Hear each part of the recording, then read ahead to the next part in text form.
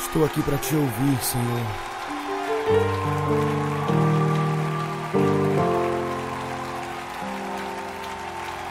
Quero ouvir tua voz.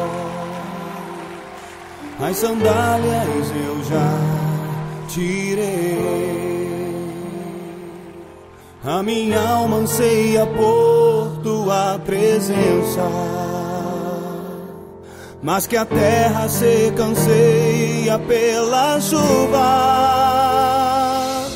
Guardarei teus mandamentos,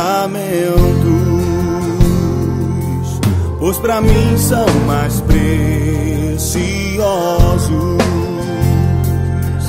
do que ouro, prata ou qualquer riqueza. Pois tuas bênçãos virão e me alcançarão. Bendito eu serei, os teus celeiros transbordarão. Todos verão que sou chamado pelo nome do Senhor,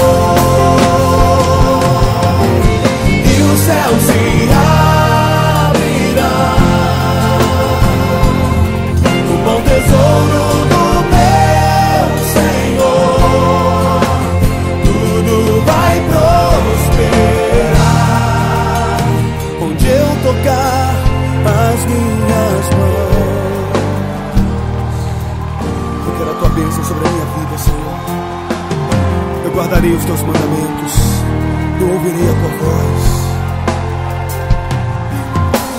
Quero ouvir tua voz.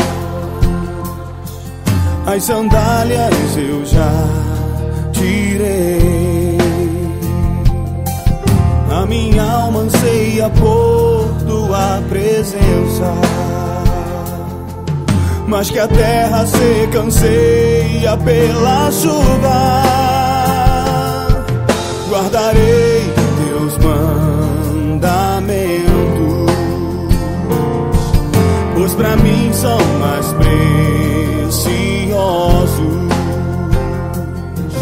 do que ouro, prata ou qualquer riqueza.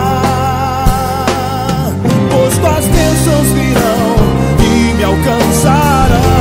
Declare: bendito eu serei, bendito eu serei. Os meus celeiros transbordarão. Todos verão que sou chamado pelo nome do Senhor, e os céus se abrirão. O bom tesouro do meu Senhor, tudo vai prosperar onde eu tocar as minhas mãos. Se você crê, levante as suas mãos, querido. Comece a profetizar as bênçãos do Senhor sobre a tua vida.